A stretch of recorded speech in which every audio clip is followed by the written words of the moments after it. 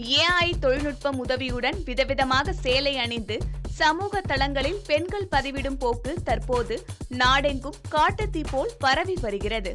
ஆனால் இதன் பின் ஆபத்து இருக்கலாம் என காவல்துறையினர் எச்சரிக்கின்றனர்.